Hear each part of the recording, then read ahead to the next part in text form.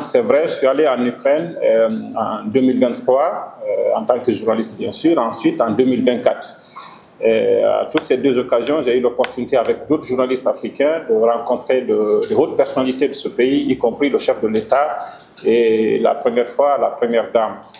Et je voudrais dire qu'il y a eu des propos qui ont été, des déclarations qui ont été faites qui se vérifient sur le terrain et qui se vérifient même à partir d'ici.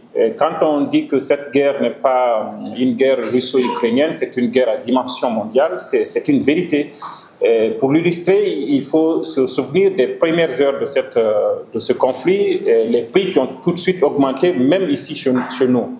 Et il y a beaucoup d'autres exemples comme ça qu'on peut utiliser pour illustrer le fait qu'il y a urgence au niveau mondial que des solutions soient trouvées.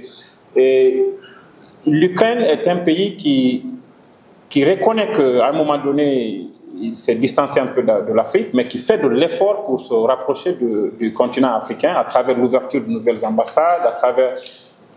Quand vous écoutez les discours des officiels, je prends par exemple celui du président lui-même, et ils ont du mal parfois à comprendre que certains pays africains qui se sont battus, comme la Guinée, pour avoir leur indépendance, n'arrivent pas encore à comprendre le discours de l'Ukraine, qui consiste à dire « nous sommes agressés et nous sommes en train de nous battre pour notre indépendance ». Bien sûr que ça, malheureusement, c'est la résultante d'une forme de désinformation qui a existé et qui existe encore, qui a consisté dès le début de cette guerre et même maintenant à dire non, l'Ukraine ne fait pas une guerre contre la Russie, elle fait une guerre par procuration. En réalité, c'est une guerre entre l'Union européenne et la Russie. Mais l'Ukraine est en train de véritablement mener une guerre pour le pays lui-même, pour sa souveraineté, pour son indépendance. Maintenant, après, s'il est indépendant, s'il est souverain, peut-être que d'autres peuvent en tirer des conséquences positives, mais la réalité est que l'Ukraine, elle est agressée. Et nous avons une forte communauté de Guinéens là-bas. J'ai pu rencontrer certains qui ont vécu là-bas depuis 20 ans, depuis 30 ans, dont certains ont fui, d'autres sont restés. Ils sont dans un dilemme, parce qu'il y en a qui, par exemple, ont des épouses qui sont russes. Et ils sont restés en Ukraine, les enfants... Il y a plein de situations comme ça qui appellent à l'action. Maintenant, quand je dis appel à l'action, évidemment que l'Ukraine ne s'attend pas à ce que les pays africains déploient des armes ou des militaires sur le sol là-bas. Ce qu'ils demandent, c'est que sur le plan diplomatique, quand il y a des résolutions à prendre, notamment au niveau des Nations Unies, que les pays africains, effectivement, puissent être conséquents et prennent les bonnes résolutions et sortent parfois de cet équilibrisme qui consiste à préserver certains intérêts.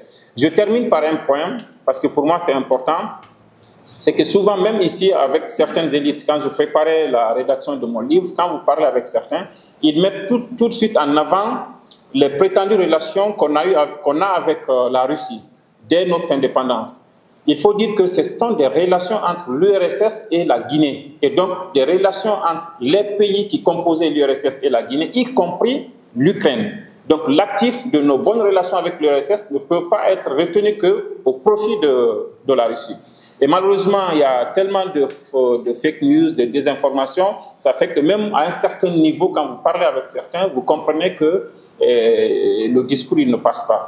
Je voudrais une fois encore réitérer toute ma reconnaissance à la délégation de l'Union européenne qui m'invite à parler de ce sujet. J'espère que nous aurons l'occasion entre confrères de parler de ce sujet pleinement. En attendant, je voudrais dire que j'ai fait un livre là-dessus qui est disponible sur Harmattan, qui décrit non seulement mon expérience de journaliste sur un terrain dans un pays en guerre par 2 fois, mais aussi mes impressions à moi, citoyen, de ce qui se passe là-bas. La première impression, c'est vraiment le courage du peuple ukrainien.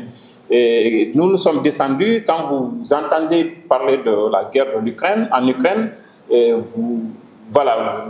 c'est un peu abstrait. C'est abstrait, ouais. Voilà. Quand vous arrivez, vous trouvez qu'il y en a même qui sortent, parce que quand il y a des attaques par drone ou autre, il y a toujours une sirène qui vous alerte pour vous dire mettez-vous à l'abri.